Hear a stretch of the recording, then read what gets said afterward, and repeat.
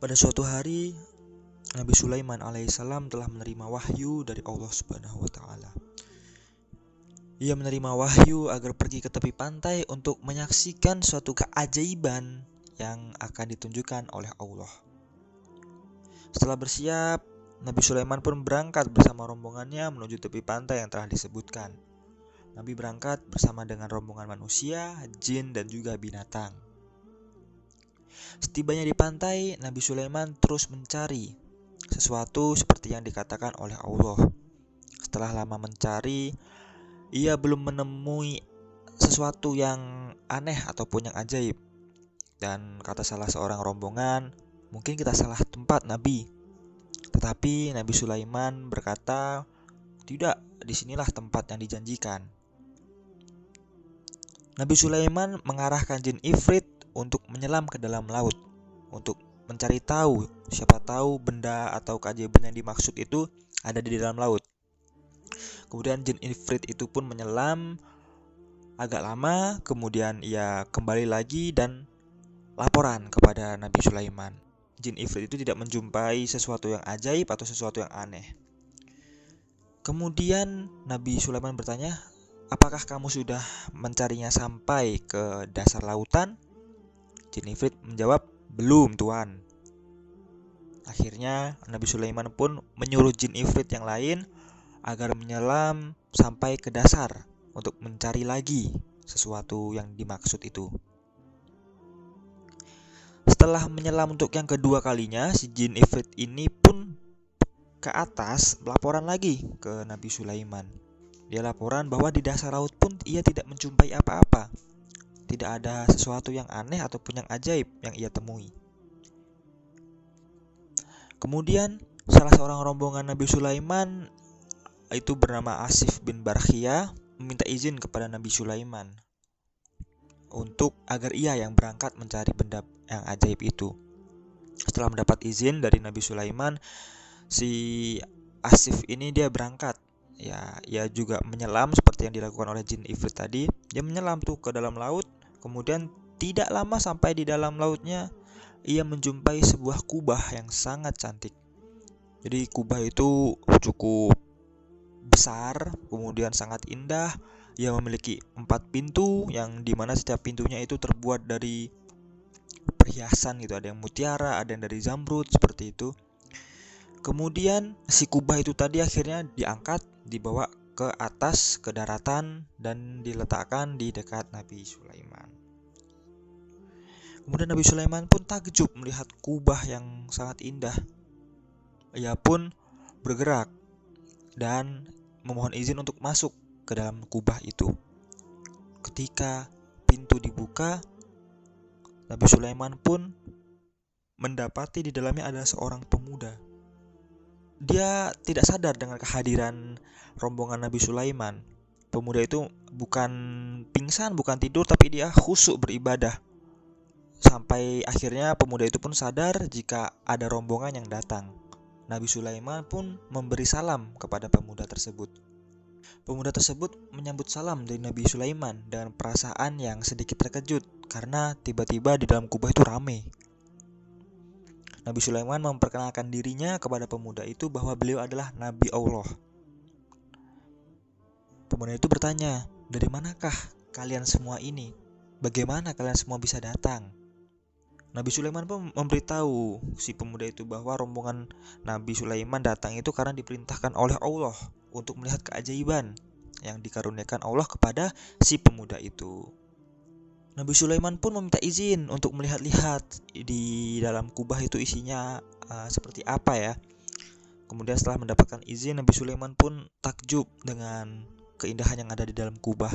Nabi Sulaiman bertanya kepada pemuda, bagaimana bisa ia hidup di dalam kubah di dasar laut?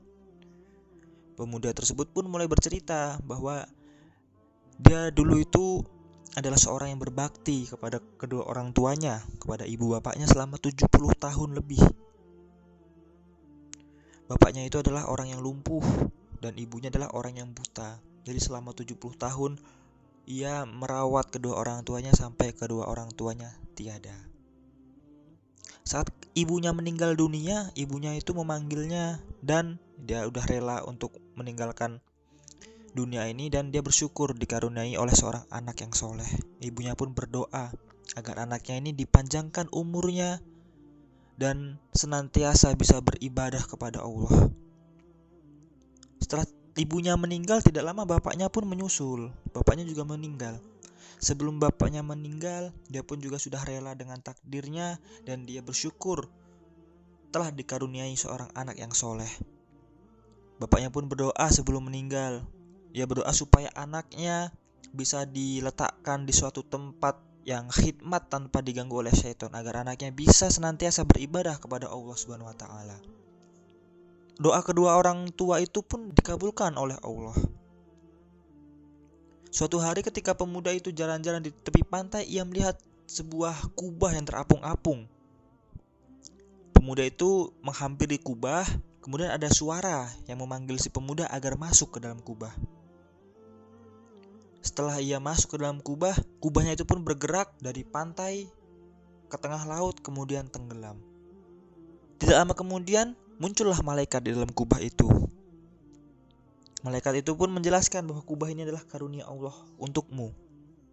Engkau bisa tinggal di sini, di dalam kubah ini selama-lamanya, selama yang engkau suka, sampai takdir Allah sudah menentukan bahwa cukup waktumu berada di dalam kubah. Kamu bisa makan dan minum sesuka apapun di sini. Semenjak itu pun pemuda tersebut akhirnya diam di dalam kubah tersebut dengan beribadah dengan khusyuk tanpa diganggu oleh suatu makhluk apapun. Dan jika ia butuh makanan atau minuman atau hajat yang lain, Allah sudah menyediakannya di dalam kubah tersebut.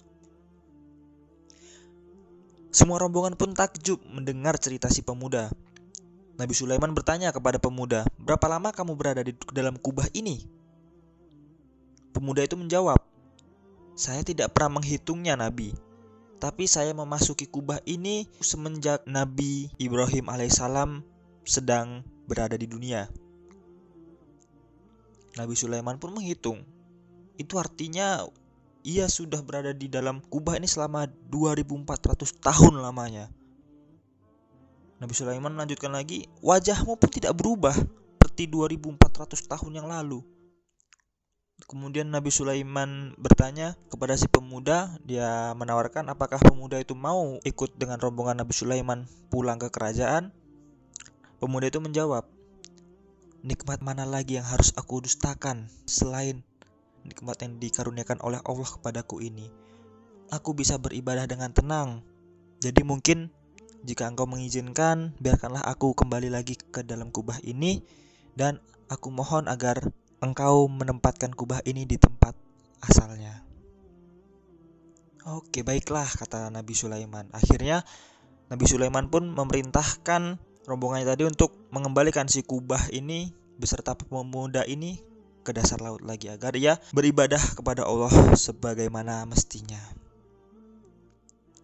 Setelah kubah itu kembali lagi ke dasar laut, Nabi Sulaiman berkata kepada kaumnya, "Kalian semua telah melihat keajaiban yang dikaruniakan oleh Allah.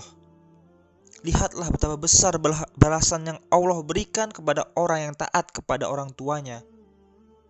Dan tentu saja kita pun nanti bisa juga melihat betapa siksanya orang yang menyepelekan kedua orang tuanya."